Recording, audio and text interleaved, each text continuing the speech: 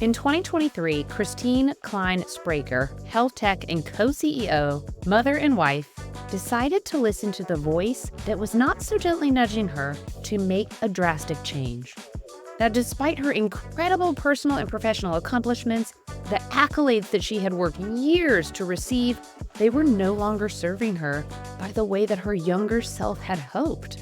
Well-intentioned childhood patterning and years of chasing success defined by society's standards pushed Christine to showcase perfectionism in every aspect of her life. Now, these realities were actually holding her back from the life she dreamed of, the life she deserved.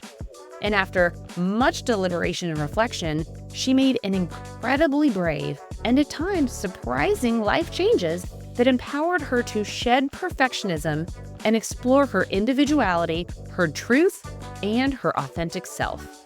And today, Christine is here to share all of that with us and more so that you can hear how she overcame perfectionism, how she got out of this childhood patterning, and how she found freedom.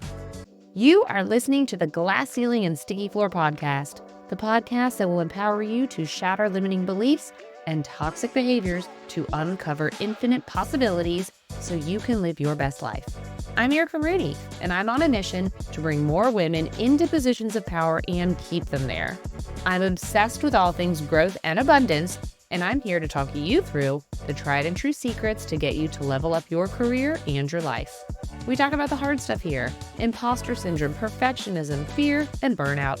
So pull up a seat, pop in an earbud, and let's dive in. Today's guest is far from perfect, but y'all, aren't we all? For years, perfect is what Christine Clyne-Spraker strived for, what she hungered for, what she chased. But now, Christine is the author and creator of Unwinding Perfect, and she is on a mission to help anyone and everyone who feels like there just might be more out there, more depth, more connection, more joy, more fulfillment, to choose themselves first. And she's going to talk to us about falling in love with herself for the very first time. So I am so excited to welcome Christine Clyne-Spraker to the show. Christine, how are you? I am doing great. Thank you for having me, and I loved your introduction. Thank you. Oh, of course, of course. I want to go about my podcast session today with you a little different than I normally do, but I want to start with falling in love with yourself first. How did you begin that process? Ah. Oh my goodness. Well, I it's a process, so that's the right word. I didn't know that I didn't really love myself um, until I finally fell in love with myself. So that was, I think, maybe the first thing was starting to understand how to embrace my shadow sides, starting to understand how to embrace the things that maybe I was ashamed of or fearful of, or I didn't want people to see because I didn't think that because I didn't love myself for them, I didn't think people would love me for them. And so it's a journey in and of itself. But I would say the biggest thing was the shadow work that I started to do. And in shadow work, you're literally looking at those things that you hide from other people because you're embarrassed of them or you're shameful. And I didn't even know I had so much shame until I started going down this pathway. And it really began with a spiritual mentor that I met in 2015 who helped me tap into some of my inner strength. And so in my book, Unwinding Perfect, I talk about how literally we started tapping, like tapping in, I'm more than enough, I'm more than enough, I'm more than enough. And at first, as I'm starting to say these things to myself, I was like, it felt so wrong. Like I'm enough. No, I'm not. I can't. Or I'm perfect just the way I am. And it was viscerally hard for me to physically do that. And so, through this awareness and this expansion and this willingness to go into some of these things that scared me or that I was afraid to show, I was able to slowly start to chip away at the shame. And then by embracing those things that you're so afraid of, all of a sudden they don't seem like such big deals anymore, or they just kind of go away themselves. So it's no longer about, oh, I can't show this side because people might not like me or whatever it is. they just kind of go away, and either you just don't care or they're just not there anymore. And so I would say the awareness and the willingness to look at it is was step number one for me. That's amazing. And I love that. And I love talking about shame. I'm like a huge fan of Brene Brown because I think that is one of the emotions that Hmm. everybody feels so deeply, but we never talk about it because it's shameful. It feels embarrassing. It Right. feels like nobody else is going through these things. And I can't bring it up because then it's almost like they're going to think less of me kind of emotion when I think of the Yes. things I'm ashamed of, right? And so, how do you move past, and maybe you talk about this in your book, but how do you move past those feelings? Oh, well, that's part of the journey to fall in love with yourself too. So, it's acceptance. I mean, the biggest thing is acceptance. It's accepting, I don't know. Maybe I don't know if you've ever had this. I used to have it all the time. I would maybe drink too much, and then I would say things, and the next morning I'd be like, "Oh my gosh, I can't believe I said that." Or even without alcohol, sometimes I say things, oh, gosh, like I can't believe that just came out of my mouth, and I'm stupid or I offended them or with like this negative feedback that's going on in my head. And so I started stopping the negative feedback loop. So for me, I mentioned alcohol. I really cut back on how much drinking I did, and that was really helpful for me with a lot of those instances. But just in my day to day, like I just was trying to be more aware of what I would say and how I'd say it. And if I said something that, before I would have beat myself up over, instead I'd just say, okay, like that's a lesson for next time. Instead of beating myself up over it, I'm going to accept it because that's what came out and move on and then just always try to be better the next time. The acceptance is like, I gave so much more grace to everybody else, and I didn't give myself the same grace. So once I had that awareness that I was willing to let other people behave in ways or do things or forgive them or whatever quicker than I was myself, it was much easier to begin to give myself that grace. And that's the key to self compassion, right? It's always understanding that you aren't perfect. You are, going to make mistakes. You are fallible just like everybody else. Why do you think, and this is like the philosophical question of life here, why do you think it is so much easier to give grace to other people than it is to give grace to ourselves? I don't think we're taught that. Our generation, and my mom, I mean, I modeled everything that my mom did, and I saw her forgive everybody and be such a people pleaser and not have an opinion or not have her wants or needs and put everybody else first. And so I just learned that from her. And so that's what I did. So it was everybody else's needs came first and then mine. So I didn't even know how to ask for what was important to me. I didn't know how to have boundaries. I didn't know how to say, no to things because it was never modeled. And so I think our generation specifically, we just don't have that skill set. And as we're becoming more aware and more conscious about it, our generation is starting to open up to it. Whereas the younger generation, we were talking about, we both have kids. I just think they come into this world much more wise and already having a little bit of that understanding where they're willing to put up boundaries, they're willing to forgive themselves. They don't have to showcase perfect to the world. And it's a different, every generation, I think, gets a little bit more aware. Yeah. And I honestly hope that that's the case. I hope that they are coming into this world a little bit more wiser and that they don't have to repeat the same things that we are doing.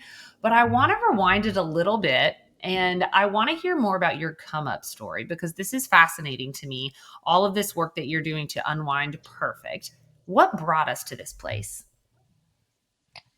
Yeah, so good question. It's really what I just mentioned with my family. And I had no idea about this, and it's probably obvious to a lot of people, and maybe people know this, but I had no idea. So I was a product of my environment that I grew up in. Every single person is. It's our family, it's our school, it's our religion if we're religious or brought up religious, and we're expected to act a certain way.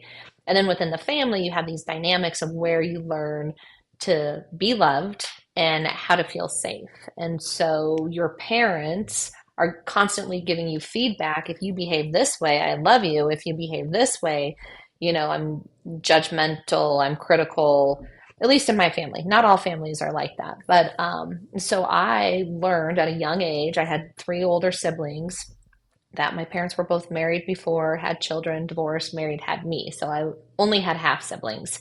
So it was kind of the Brady Bunch before the Brady Bunch was, before it was more common. We were a blended family. And so I learned to be quiet, to be meek, don't stand up for myself with my older siblings who were stronger, louder, more authoritative, smarter, older, all of the things. And then I had my mom who was also modeling this people pleasing, whatever's good for the group is good for me. And so I learned this dance. I learned how to feel love. I learned how to feel safe. I learned how to navigate relationships and dynamics with my siblings and with my parents. And as I got older, I found people that I could do that dance with. I knew how to act a certain way to control the outcome. And somebody said, I was speaking with one of my teachers maybe a couple months ago now, and he's like, yeah, everybody's manipulating. And I'm like, I'm not manipulative. Like, no, like, I can't believe you said that or suggested it. And then as I was sitting there and processing it, I realized it's not intentional, but yes, you're manipulating a situation when you're behaving a certain way because you're expecting to have an outcome. So I knew if I behaved as the good girl and the people pleaser, then I would be loved on the back end. And I knew what to expect. There wouldn't be emotions, it wouldn't be volatile, it wouldn't be all of these things. And so then as I matured and, became a young woman and I met people that I knew how to do this dance with. I knew how to people please. I knew how to make them happy, even though I would put my needs, in the back seat. And eventually, so it served me really well professionally because I was able to just compartmentalize a bunch of negative things where I would see my peers getting upset. I would just be like, whatever, let it roll off, my back and then move forward. And so I was really successful. I still am. I don't want to say was because it's not over. Um, Became a co-CEO of a healthcare technology company that I helped build from the ground up. I was employee number two. So proud of what we did there. And, like my head down, just go attitude is what drove me.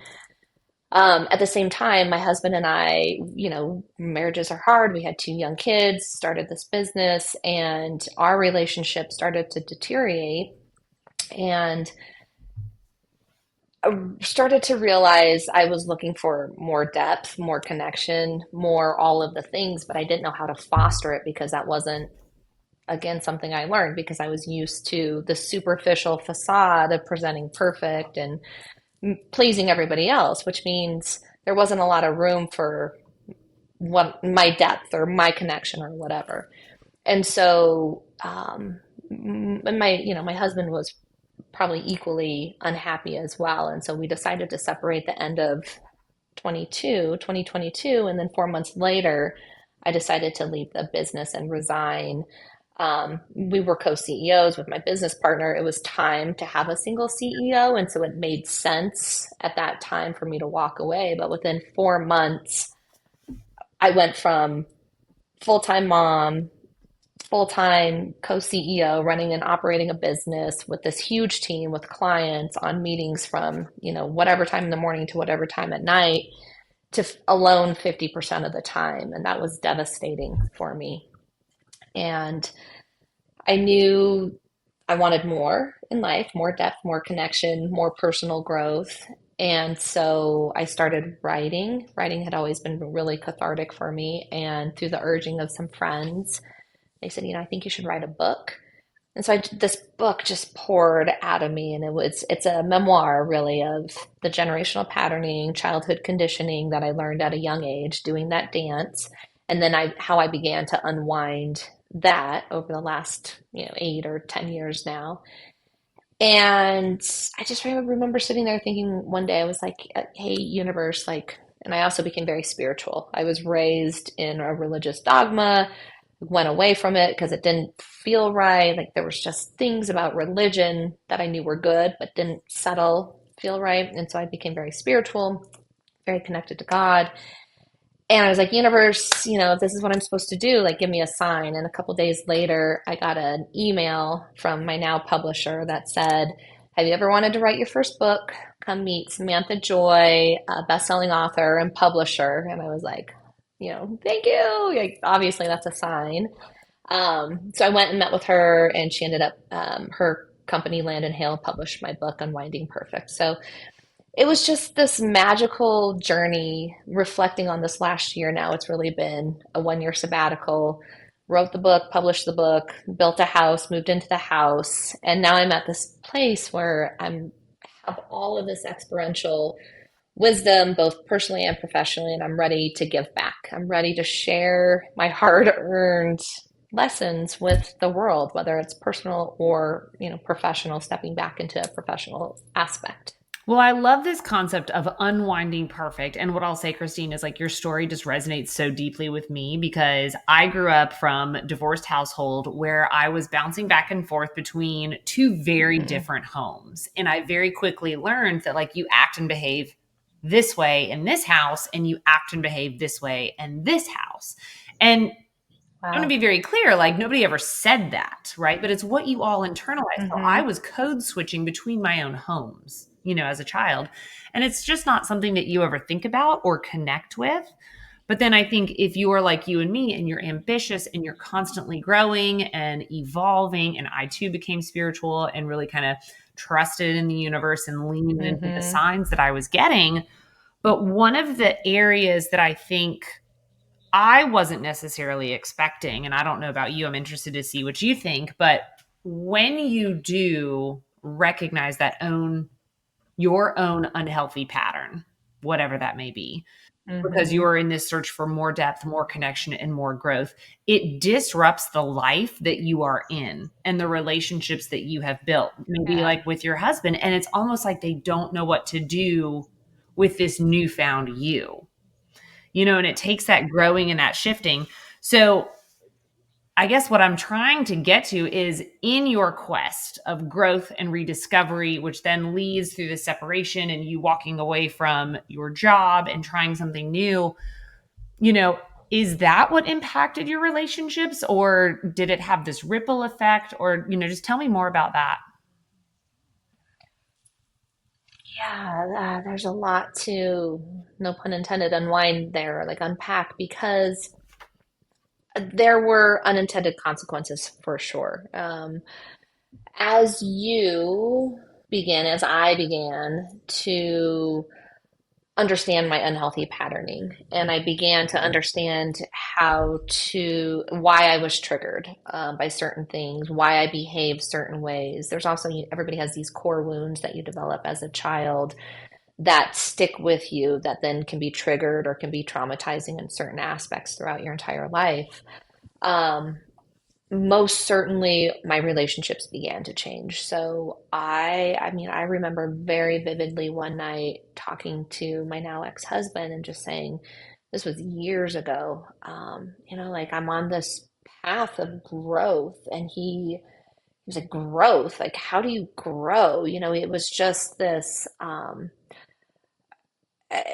what seemed so natural to me to want to seek out, I realized wasn't natural for other people. And so it became not safe for me to share my growth in that regard because I knew it wasn't understood or whatever it was. And so that shifted, that was one of the big fissures in our relationship. And I was on the train going this way, trying to just become the best version of me. Really, I just want to be the best version of me so I can show up the best way.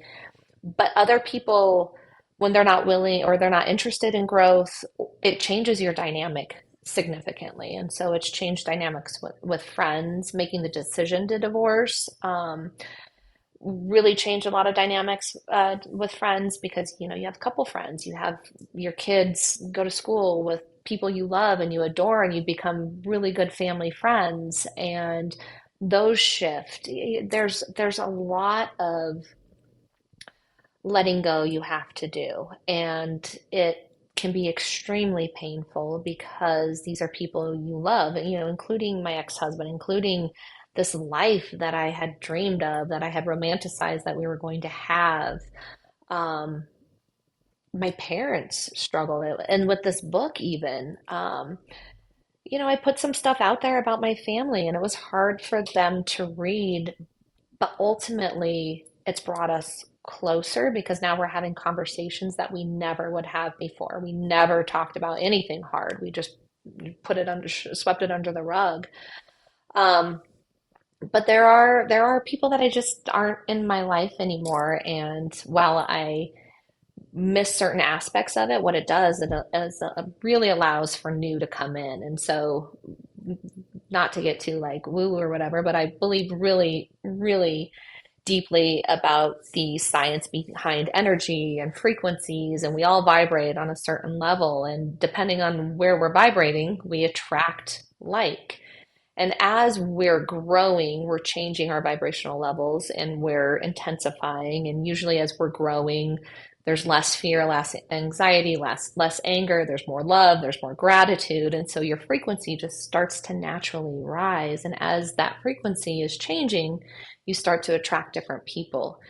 And the new people that have come into my life, you know, have just been beyond what I could have imagined. The things I'm doing, like being on these podcasts, speaking with you today, meeting you today. I mean, it's been such a blessing. So while it's hard and terrifying, and I think the reason why a lot of people don't seek out more growth or change is because you do end up losing some things. What comes in is equal or better most of the time. Yes, and you have to shed some of those old habits, old friendships, old relationships to make way for the new. I mean, we only have so much space, right? So we've got to let go of those things that aren't Yeah. serving us anymore. Now, one of the things that I know you love to ask is what would it look like if you stopped living for everybody else and started living for yourself? And that is a mic drop question. That is a very pivotal Yeah. question and definitely one that I have struggled with in my own journey. So I would love to hear, how did you take that first step, living for you and not for everybody else? Oof. Um, yeah, I mean it's heavy. It was ultimately making the decision to separate from my husband, my now ex-husband, because as a mom, as parents, we care so deeply for our children, and the last thing we ever want to do is hurt them.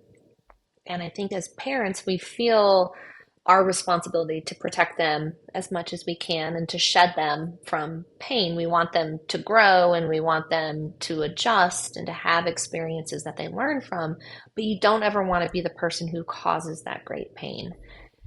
And I think we probably stuck around, we stayed together longer than maybe we should have because of our kids.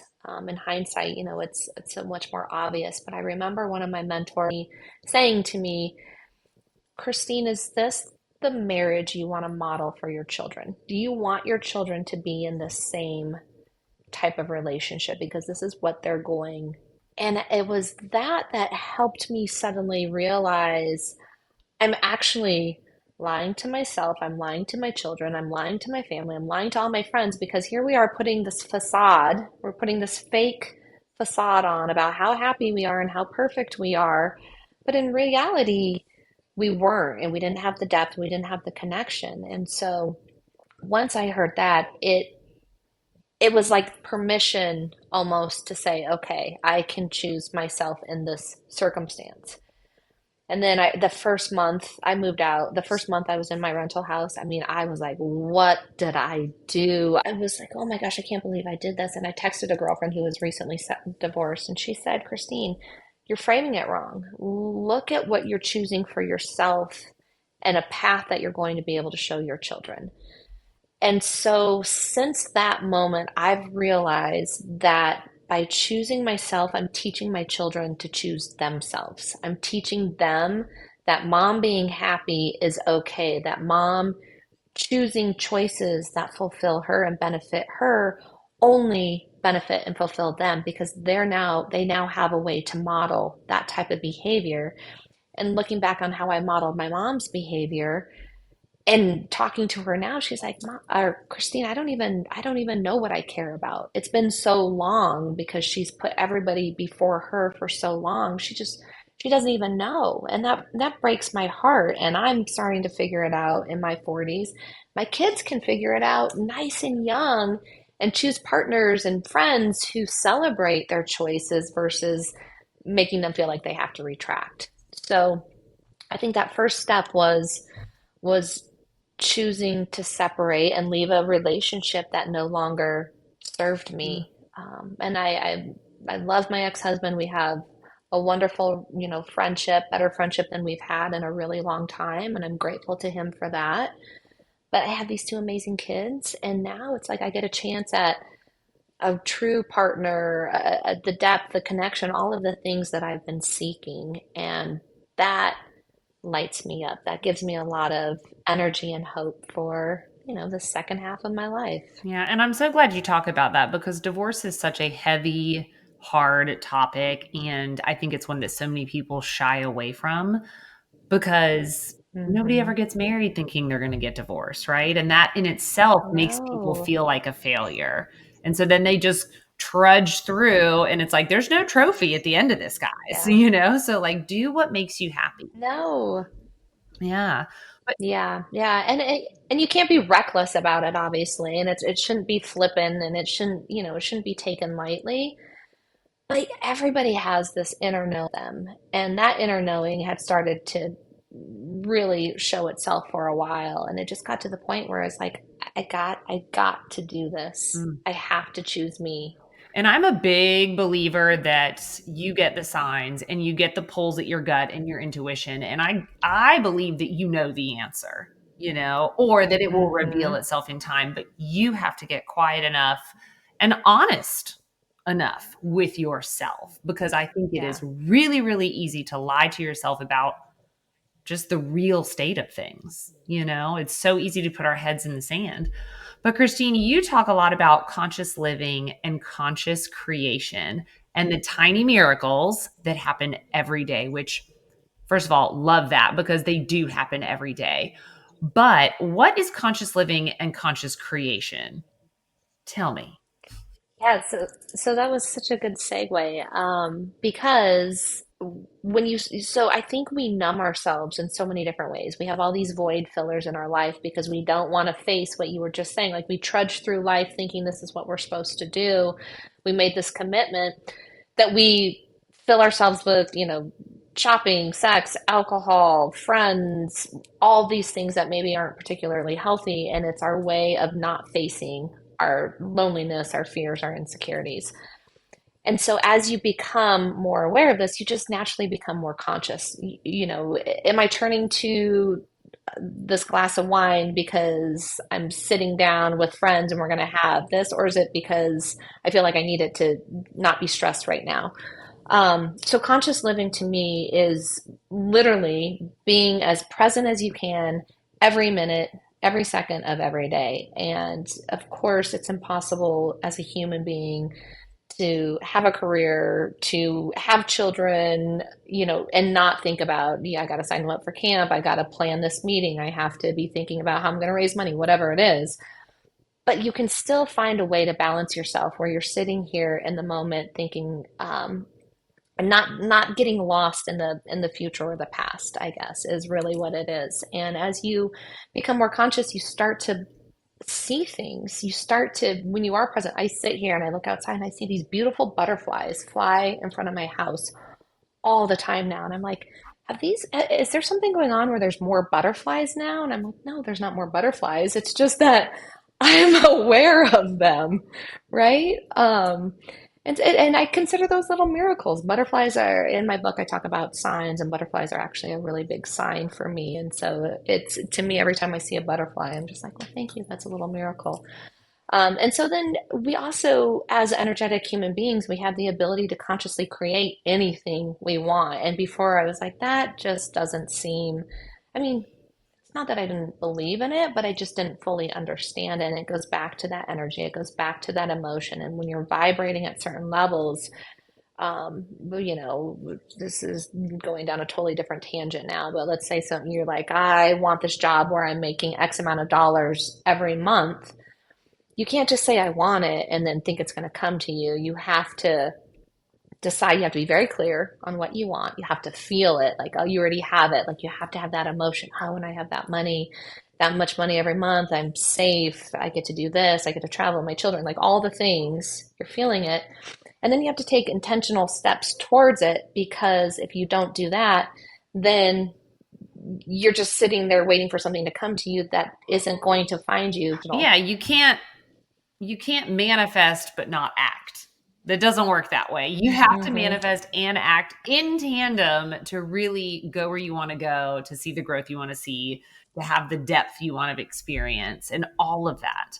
Well, Christine, tell me about Unwinding Perfect. Where can people buy that? How can people reach out and connect with you? Because I mean, this conversation, it resonates deeply with me, and I know it's going to hit my audience just the same way it's hitting me. So how can people find you?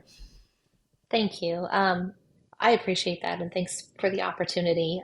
So www.unwindingperfect.com is the website. I wrote so many blogs last year. I posted maybe 10 or 12 of them. I still have 20 or 30 that are like in the vault, and I'm debating if I should put them out or not. But it talks about my story. There's a link to Amazon as well on it to buy the book, Unwinding Perfect. It's an easy read. I've heard it has resonated. Most people that I've talked to about it have said something in there resonates with them.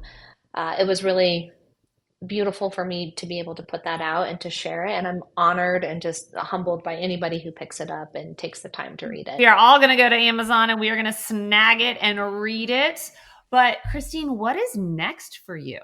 Yeah, so it's, I took this last year, the sabbatical, to try to figure out really what was calling me. And I loved writing the book. I loved putting it out. I wasn't sure if I was going to go down the speaker author circuit. And what I realized is I really miss business.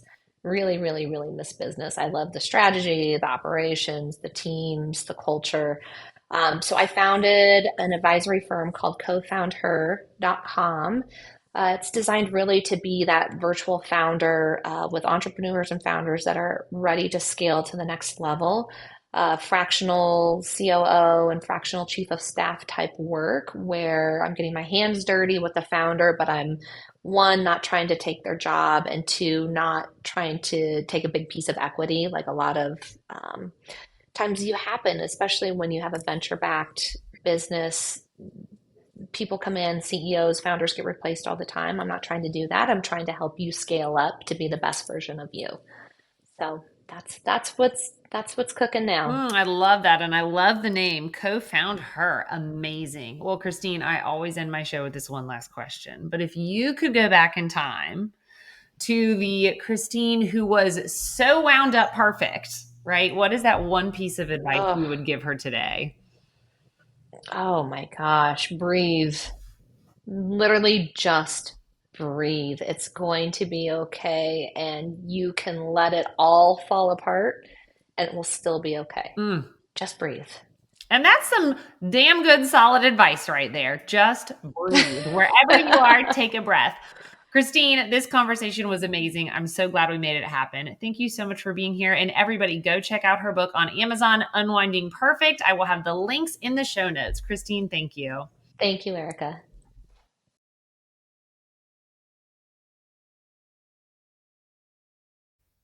Okay, I don't know about y'all, but her story, Christine's story, resonates so deeply with everything in my being. From this childhood patterning to perfectionism to just doing things for the benefit of others and not even thinking through how it impacts myself.